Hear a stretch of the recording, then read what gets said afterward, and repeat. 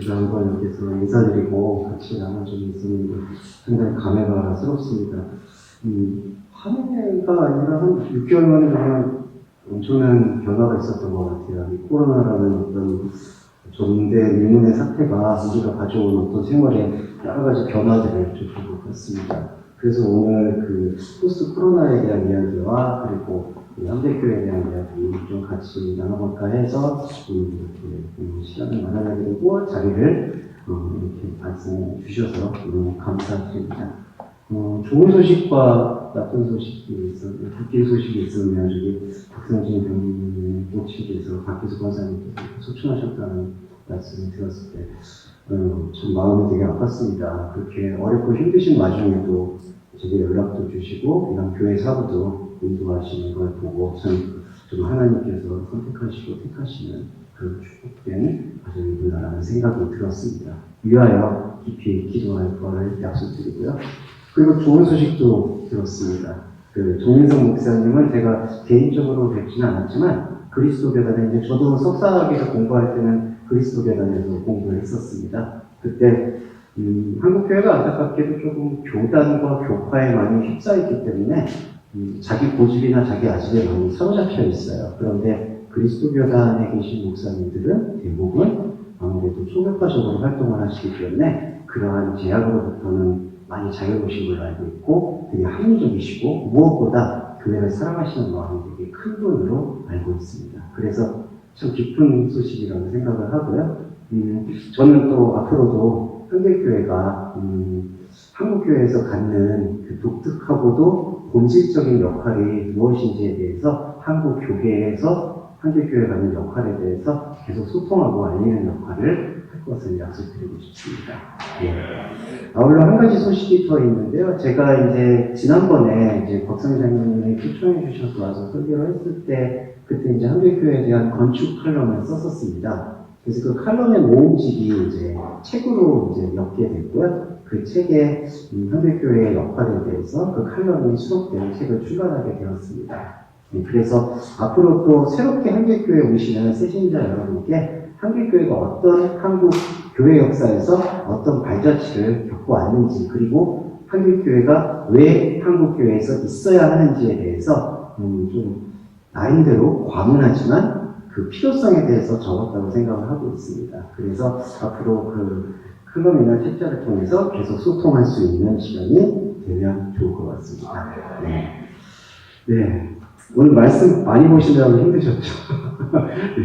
저도 많이 추렸는데, 딱 벌써 4개를 보셨네요. 아이고, 이렇게 많이 보시는 게 좀 부담스럽지 않으실까 싶은데, 오늘 부담 느끼지 마시고, 편하게 그냥, 설교의 전통적인 설교다라고 생각하지 마시고요. 앞으로 우리가 한국교회가 어떻게 나가는 게 좋을 것인가, 그런 거를 같이 고민해 보시고 생각해 보시는 시간, 그렇게 꾸려봤으면 좋겠습니다.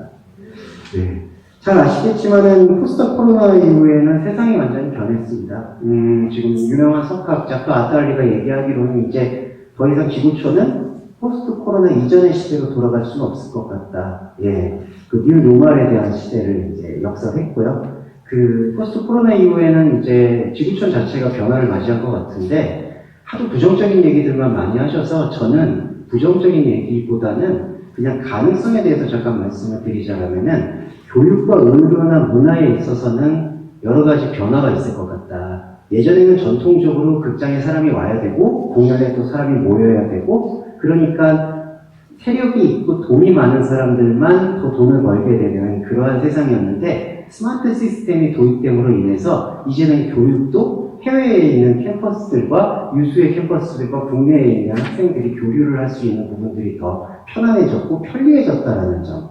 그리고 의료도 사실은 원격 의료 시스템에 대해서 예전부터 말이 많았지만 어느 부분에서 이제 정교한 의학적이고 의료적 지식을 제공할 수 있는 게 이제 비대면 사회에서 가능하게 됐다.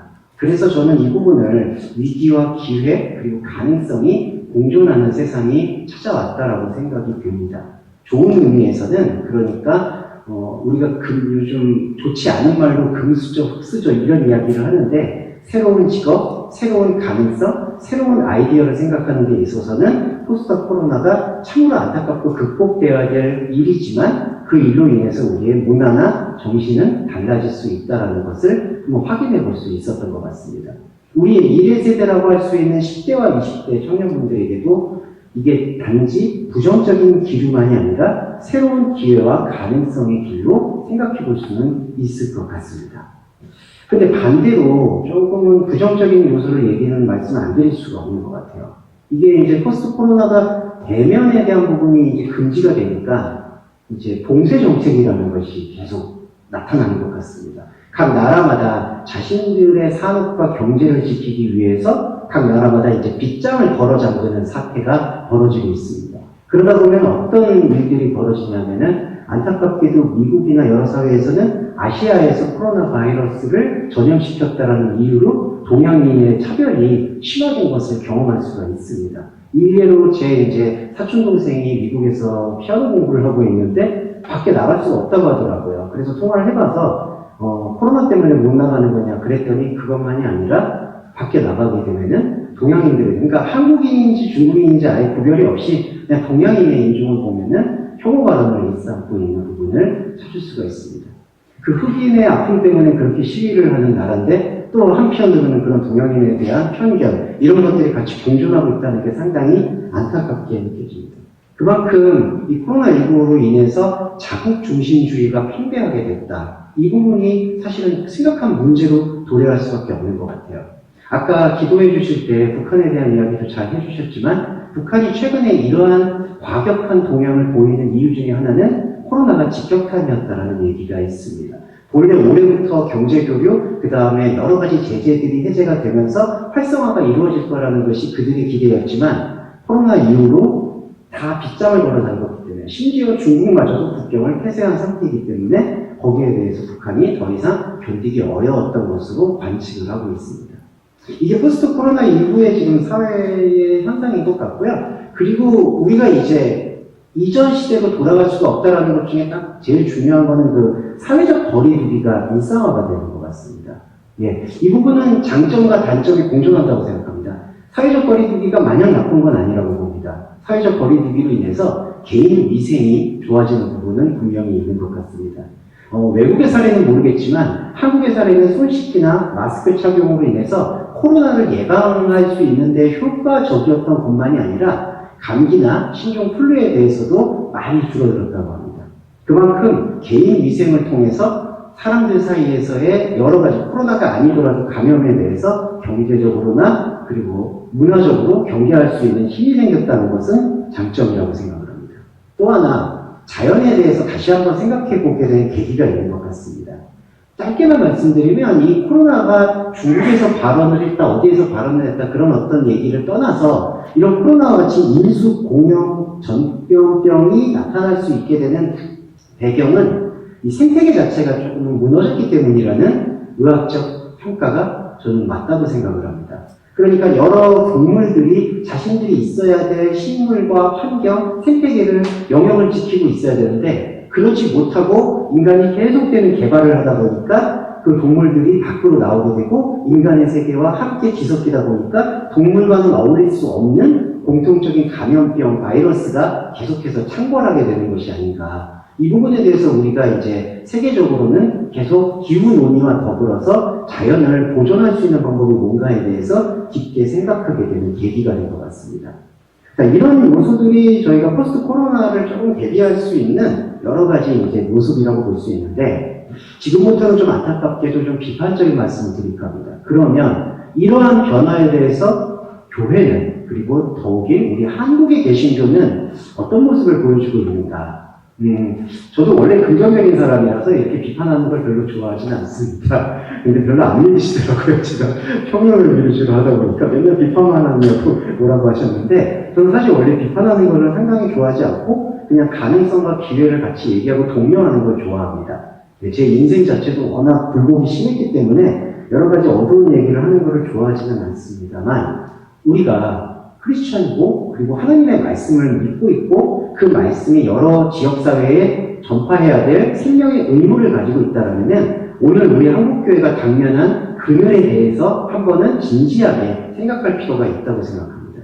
이거는 한국교회의 문제는 아닙니다. 솔직히 말씀드리면 한국교회는 가능성으로 나아갈 수 있다고 보는데 전체적으로 비기독교인이 교회를 바라보는 시선은 조금 저는 차갑다고 느껴집니다.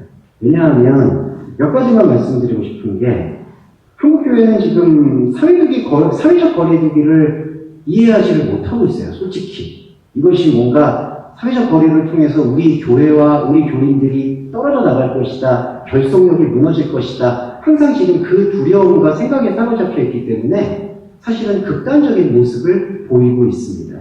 어떤 종말론적인 모습을 많이 보이는 거죠. 아, 코로나 같은 것은 세상의 종말이 임박할 수 있는 징조이기 때문에 오히려 이럴수록 더 교회 안에 들어와서 우리 교회만의 어떤 결속력을 강화시켜야 된다. 그러니까 그런 극단적인 모습들이 지금 한국교회 안에 계속돼서 보이고 있는데 그런 모습들을 우리가 돌이켜봤을 때에는 왜 그런 모습들이 그렇게 나타나고 있는가?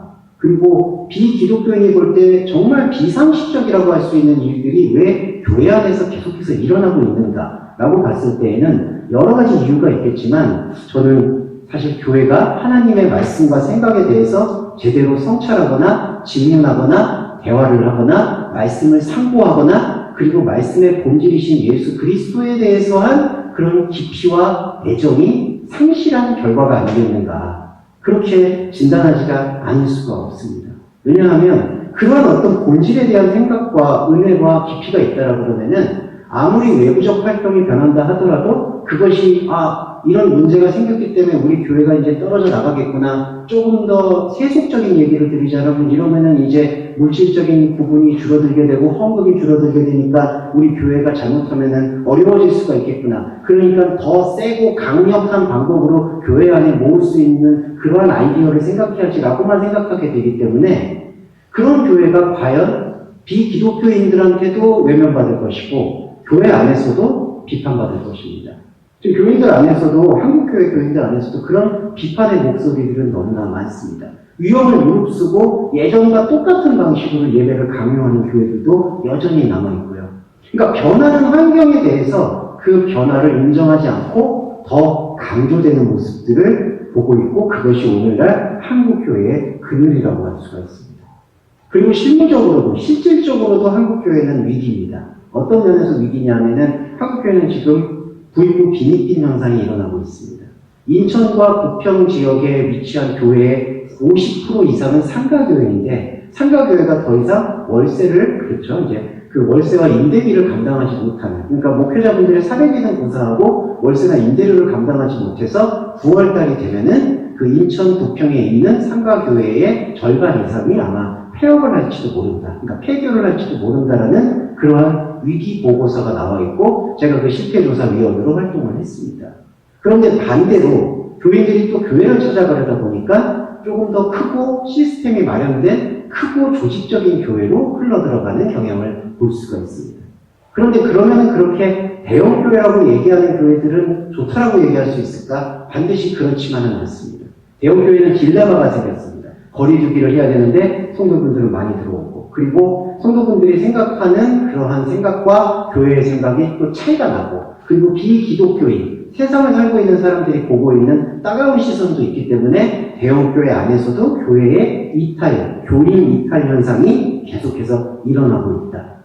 그러면 그러한 이탈되는 현상들 속에서 우리가 변하고 있는 세상에 대한 정확한 진단과 그리고 이 변하는 세상 속에서도 변하지 않는 그리스도의 진리가 무엇인지를 조화롭게 이야기를 해야 될 교회가 저는 교회의 본질과 본령이라고 생각을 하는데 안타깝게도 한국교회에서는 여전히 동일한 프로그램, 동일한 조직의 강조, 동일한 교단의 강조, 교파의 강조 거기에만 얽매여 있는 것을 볼 때마다 저 역시도 그렇고 많은 목사님들도 안타까움을 금하지 못하고 있는 게 현실입니다. 그러면 이러한 현실 속에서 우리가 나아갈 길들을 그럼 어디서 답을 찾아야 될 것인가? 저는 이제 프로테스탄트라고 하죠. 개신교는 다른 게 없다라고 생각을 합니다. 하나님의 말씀이라고 봅니다.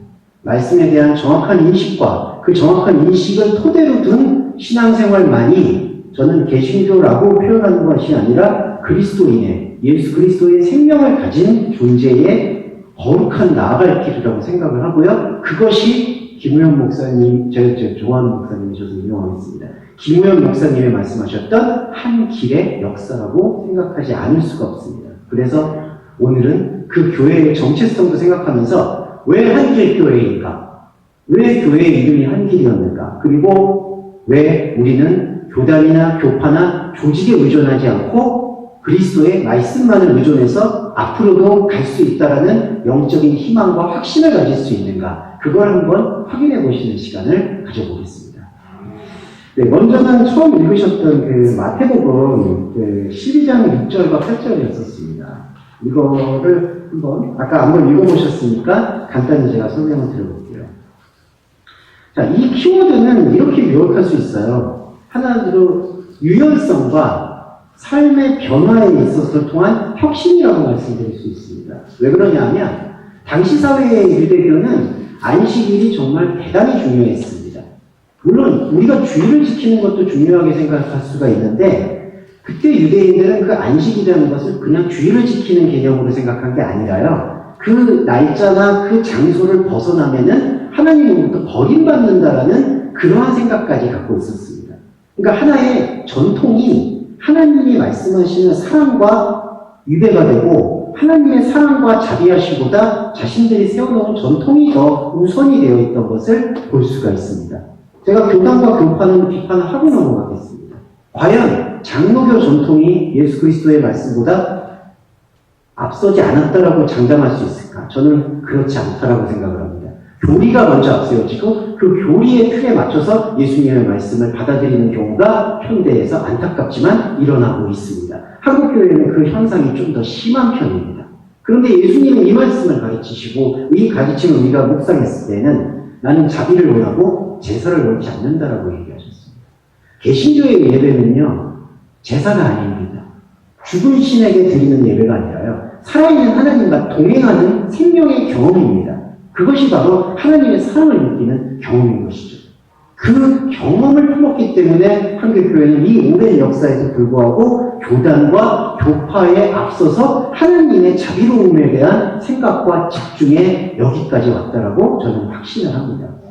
이게 바로 인자는 안식일의 주일이다. 이것을 여러분들과 저희가 묵상할 수 있는 태도라고 보고요. 앞으로도 한국교회가 제도적으로나 시스템으로 어떤 변화를 맞이한다 하더라도 그 변화에 대해서 유연하게 하나님의 사랑과 자비하심이 있다라면은 이러한 변화나 어려움에 대해서 우리가 단순히 대응을 하고 지혜를 모을 수는 있겠지만 이게 교회의 어떤 근본이 흔들린다라는 생각으로는 넘어가지 않을 것이라고 확신을 합니다. 왜냐하면 한길교회 위에는 인자가 계시고 그 인자는 전통을 뛰어넘어 안식일의 주인으로 계시기 때문에 저는 이 말씀을 확신 있게 드릴 수 있겠습니다. 이게 첫 번째고요. 자, 두 번째는 요한복음 5장 6절과 7절이었습니다. 이게 어떤 제목으로 요약드릴 수 있냐면은 고정관념과 편견으로부터의 자유라고 설명드릴 수 있습니다. 요한복음 5장 6절과 7절은 잘 아시겠지만 베데스다 연못에 있었던 병자 이야기입니다. 여러분, 이 병자 이야기에서 제일 주목해야 되는 것은 집착이에요. 어떤 집착이냐? 38년 된 병자가 그 연못에 먹게 됐죠. 그 연못이 아니면 치료할 수가 없다라는 그 고정관념이 있기 때문에 이 38년 된 병자가 한 번도 거기서 치료를 제대로 못 받게 되는 겁니다. 이 치료를 못 받는 악순환은 이 38년 된 병자는 몸을 움직일 수가 없어요. 그러니까 아무리 연못에 가까이 앉아 있어도요, 이 가난하고 몸을 움직일 수 있는 병자는, 몸을 움직일 수 없는 병자는 가끔씩 와서 이 베데스다 물이 동하거든요. 그럼 그 안에 들어가면 치료를 받아요. 그런데 아주 가끔씩 물이 동한다 해도 이 가진 것도 없고 몸을 움직일 수 있는 병자는 움직여서 그 연못으로 들어갈 수 있는 기운이 없어요. 누가 도와주지도 않아요. 거기가 경쟁판이니까. 그러니까 베데스다 연못이 아니면 이 병자는 치료받을 수도 없지만, 그리고 베데스다 연못이 있다 하더라도 병자는 치료를 못 받아요. 가난하고 가진 것이 없고 도와줄 수가 없으니까. 여기에서 예수님이 정말 혁명적이고 혁신적인 말씀을 하신 겁니다. 이 병자는 이렇게 얘기해요. 물이 동할 때에 나를 못에 넣어줄 사람이 없어서 나는 못 들어갑니다. 연못을 바로 코앞에 두고. 근데 예수님은 너는 여기서 그냥 너의 침상을 두고 걸어가라. 그게 너의 치유다라고 말씀을 하셨습니다. 이건 두 가지 의미가 있습니다. 실제로 예수님은 이 병자를 치료하셨고요. 그리고 또 하나는 이 병자의 생각 속에 오랫동안 사로잡혀 있었던 고정관념과 편견을 깨트린 겁니다. 이 연못이 아니더라도 하나님의 보낸 자 예수 그리스도와 동행을 한다면 그곳이 곧 하나님의 나라고 그곳이 곧 치유를 받는 하나님의 역사가 일어나는 곳이다. 그것을 우리가 잊지 않으셨으면 좋겠습니다. 자, 여러분 한길교회도 건축하려고 썼지만 한국교회는 1980년도에 이 소중하고 아름다운 건축물을 가졌습니다. 하지만 여러분들이 생각하시겠지만 이 건축물은 고정된 공간으로 남아있지는 않다고 생각합니다. 그 전에 김우영 목사님의 정신도 교회는 공간이 아니라 하나님의 말씀이다. 그 말씀을 저는 분명히 기억하고 있습니다. 이곳의 이 아름다운 공간은 공간 그 자체가 아름다운 게 아니라 이 공간에서 예배를 하고 계시는 여러분들의 마음과 생각과 뜻이 아름다운 겁니다. 그 아름다움이 곧 예수의 본질에 의지하고 있고요. 그 예수님의 본질이 여러분들이 어디에 계시든 이 교회와 이 세상과 사회가 어떤 변화가 있든 하나님의 생각과 마음과 자비로움을 잃지 않으신다면 그곳이 곧 베데스다 연못이 되는 겁니다. 그것이 아니면 안 된다는 것이 아니라 우리의 마음과 생각 안에서 하나님의 말씀이 품어 있다면 그 말씀으로 치료를 받는 것이지 다른 것으로 치료를 받는 게 아닙니다. 교회와 공간이 교파와 조직이 우리를 치료해 주는 게 아닙니다. 그것이 한길교회가 나아가야 될 정확한 길이라고 저는 확신하고 있습니다. 예. 그리고 세 번째 보시겠습니다. 새로움을 주도하는 능력인데 이게 누가복음 5장 36절과 38절의 말씀입니다. 이 말씀은 저는 이 새로움을 주도하는 능력이라고 말씀드리고 싶은데, 자, 이 말씀에 대한 부분 해석을 간단히만 드릴게요. 새 술은 새 부대에 담으라는 말씀입니다. 그런데 여러분, 신학적인 교리나 성경적인 논리에서 우리는 새로울 수 없습니다. 우리는 우리 의지와 우리의 마음과 우리의 노력으로 새로울 수 없습니다. 그건 우리가 인정해야 될 목적입니다. 우리는 우리 자신의 노력으로는 새로울 수가 없어요. 우리가 아무리 화장을 하고 나의 스펙을 바꾸고 나의 노력을 하고 과거에 우리가 그거를 세탁이라고 하죠. 나의 출처를 세탁한다 하더라도 나는 나를 지울 수가 없습니다. 굴레와도 같이 나는 낡은 것에 사로잡혀 있습니다. 그럼 예수님의 이 말씀은 어떻게 된 걸까요? 우리는 새술이 아니에요.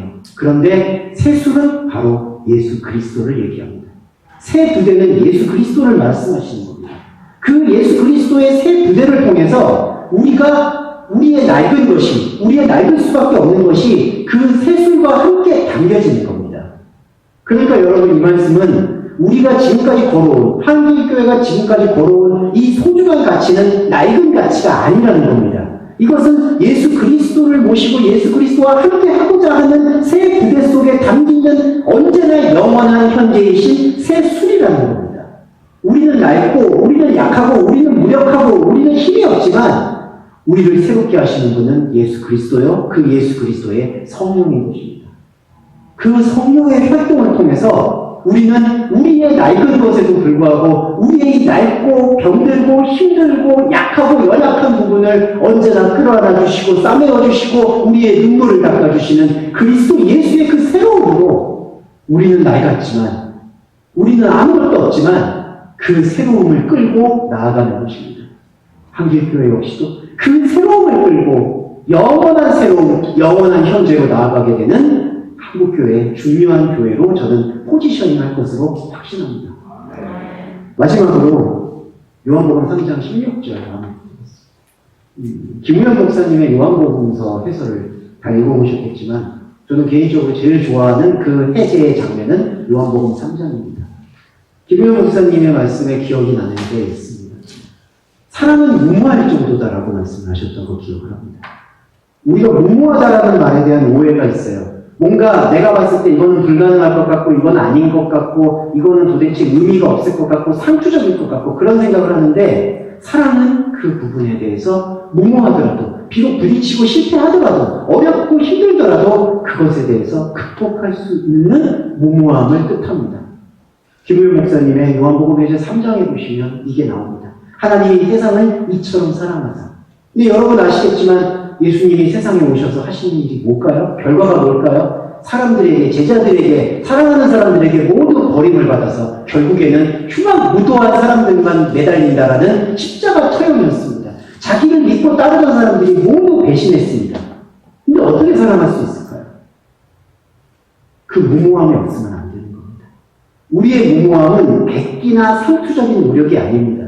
예수 그리스도의 사랑을 품고 있다라면은 우리도 우리 안에서 가능성이 없어 보일 수 있고 답답해 보일 수 있고 앞이 보이지 않을 수도 있지만 그 사랑의 열정, 그 사랑의 무모함이 있다라면은 하나님이 세상을 이처럼 사랑하사 독생자를 보내신 것처럼 우리 역시도 이 교회에서 하나님의 말씀을 흠양하고 하나님의 말씀에 사랑과 깊이를 느끼고 성찰하고 질문하고 기도해서 그 기도의 자양분으로 세상을 향해서 뚜벅뚜벅 걸어나갈 것으로 확신합니다. 한국의 교회가 비난과 비판의 중심에 서 있습니다. 그리고 교회는 이제 양적으로나 질적으로 무너진다는 말들, 비관적인 말들이 쏟아지고 있습니다.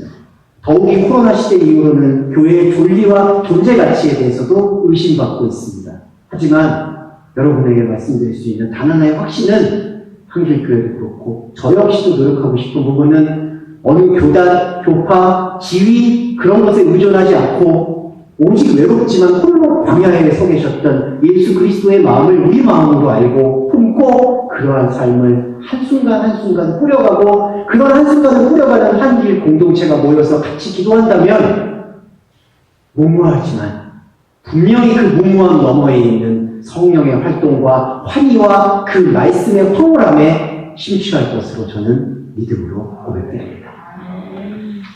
네, 이 부분이 우리의 마음이었고요. 기도의 생각을 제가 한길교회 칼럼을 마지막에 드렸던 것으로 헌정하는 것으로 좀 대신하면 좋을 것 같습니다. 제가 한 문장 읽어드리겠습니다. 한길교회는 예수정신의 온전함을 나타내는 것 외에는 어느 것에도 관심 두지 않는 한국교회에 몇 남지 않는 현장이다. 한길교회는 바로 그 현장의 한복판에 서 있다. 외롭지만 더없이 충만할 것이다. 그 외로움이 잊혀지기를 기도한다. 예, 그 기도로 대신하겠습니다. 감사합니다.